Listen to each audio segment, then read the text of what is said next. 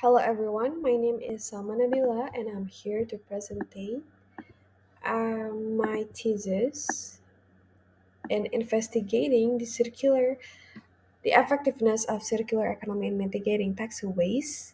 This is a quantitative analysis of EU 27 member states. You can access the full thesis in bit.ly slash circular economy Salma Roh, and the capital words are shown. Also, the same with the bit.ly, the link that I have attached here. The background and problem statement that I have been proposed is that the textile industry significantly impacts the environment, with fast fashion intensifying this issue through unsustainable resource use and waste. Despite the potential use of circular economy business model principles to mitigate textile waste, challenges still persist in the EU 27, including gaps in industry specific analysis and data limitation. Therefore, my study explores the effectiveness of circular economy initiatives in reducing textile waste in the EU 27, specifically asking the research question by to what extent do circular economy principles reduce textile waste generation within the EU 27 member states? For the methodology that I have used, I employed a quantitative analysis through panel data multivariate regression with fixed effect model analyzing the data from 1,701 countries over 9 years spanning from 2004 until 2020, but this is a biannually data. Why? Because there has been a limitation in the data collection. This approach allowed us to examine the impact of circular economy indicators, which are resource productivity and recycling rate, on textile waste, considering the effect of moderation through used textile export. So, talking about the first literature, there is this resource productivity and textile waste relationship that I believe to have a negative relationship because the implementation of circular economy EU 27 can only be achieved through policies that enhance the resource productivity and advocating the sustainable resource management guided by the 3R or recycle, reduce, reuse. Therefore, the strategies shows potential for reducing textile waste by maximizing the resource productivity. That's why the first hypothesis to be proposed is a higher level of resource productivity lowers the low volume of textile waste in EU 27 countries.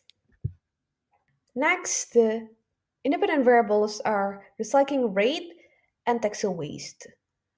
The relationship is recycling rate and textile waste that shows a negative relationship, again, same as the first literature review, because in circular economy, reducing textile waste has been believed through recycling rate that is being maximized. And it is crucial to emphasize its significance in incorporating recycling methods in textile manufacturing.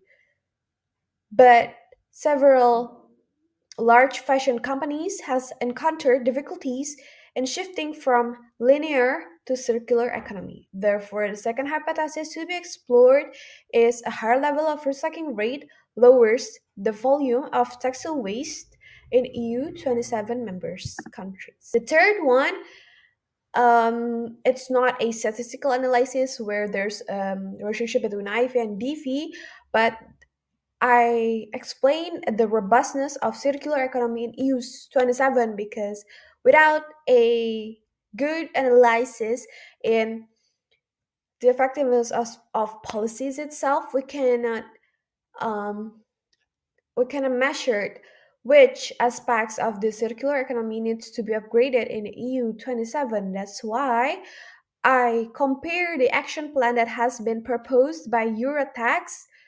Eurotax is a non-profit organization that is aimed to guide government in achieving the circular economy maximizer for textile waste, and the government action showed by the EU textile strategy from 2023. There are several indicators including collaborative efforts, exploration of new market opportunities, SMEs, minimizing taxing costs, etc., etc. But the findings that is the main takeaways from this is that the EU policies lacks implementation of two actions plans, which are supporting SMEs and minimizing taxing costs. These SMEs face four barriers believed by previous literature. The first one is internal barriers, external barriers, also with hard barriers and human based barriers. There is also a challenge in taxing cost that derive from high production and marketing expenses and a lack of consumer interest, as discussed by these two authors, Hartley and Orma Basel.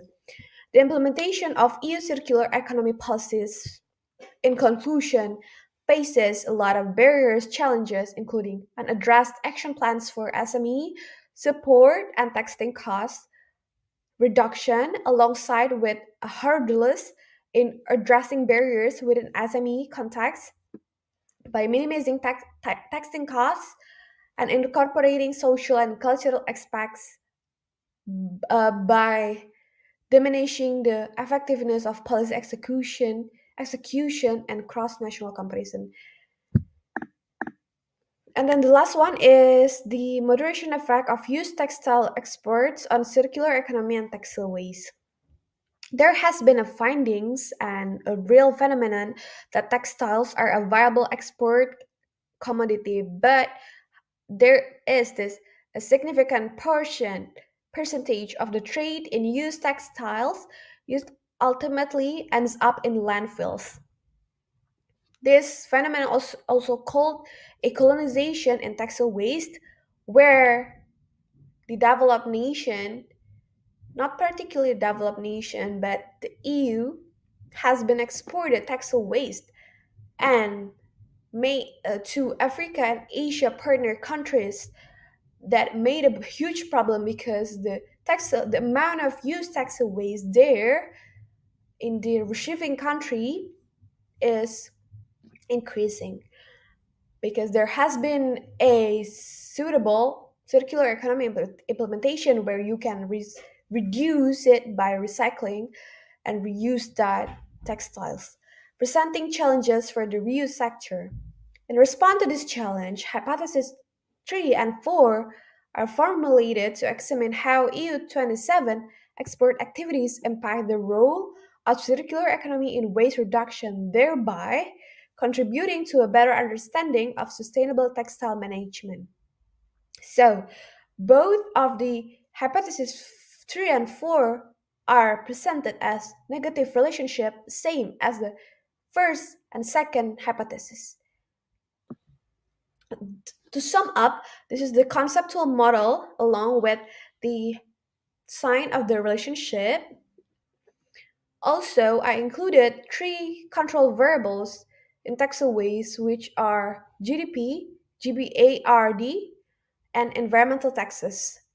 So, for the details of data collection, these are there's one dependent variables, two main independent variables, moderator, control, there's three control variables, which all of the sources are gathered by secondary data from open websites. And then I came up with this equation because the regression that I use, a panel data analysis using fixed effect model, and then the dependent variable taxa waste are transformed into log transformation, as well as the export of used textile. So, fixed effect model including an observed effect or fixed effect of the country-specific intercepts, also with time varying error because it takes two determinant. The first one is country and the second one is year. Before we made the regression model from 1 until 5, I we use this diagnostic task to analyze whether there's a violation for normality, Hausman test, multicollinearity, and heteroskedasticity. The result shows that there has been no violation towards multicollinearity, Hausman test. Sorry, Hausman test is not showing violation, but for Hausman tasks, I came up that using fixed effect estimators is the one that is the most suitable. And then there's no violation for heteroskedasticity. Though for normality, the textile waste and export of used textiles has been showed a heavy tails or leptokurtic and negative skewness that thus I imply this log transformation. But after the log transformation has been implied, there's still this violation, slight violation towards normality, but there's nothing we can do. Therefore, these variables will remain included in the model. We came up to the findings and discussion. Here as the panel fixed effect econometric model that model 1 shows negative coefficient for RP and RR with a significant effect of RP on TW, which is the dependent variable, shown that the hypothesis 1 is accepted. For the model 2, there's indicates a non-significant relationship between RR and TW, rejecting hypothesis 2, as well as model 3 that there's no significant relationship between RP and TW, but yeah, also as well as R. That's why hypothesis 3 and 4 is rejected because export of used textiles export has not been showing to strengthen the relationship between independent and dependent variable. For model 4, um, control variables are added with GBARD or government budget allocation for research and development showing a significance, but the significance of main independent variable is increasing. That's why there has been a potential of multicollinearity in this case. But we I employs robust standard errors from model 5, and this model has become the preferred one because it's the one that has a higher R square and presenting a significant p-value for recycling rate variable. That's why its potential relevance of the relationship between RR and dependent variable is showed. In conclusion, although most variables exhibit negative coefficient, the recycling rate variables in Model 5 may still an important effect of tax waste management because despite the hypothesis not fully supported. So to conclude that, despite rejecting the initial hypothesis, statistical findings support an unexpected negative association between RP and tax waste. And then these are the result for the model 1 to 5.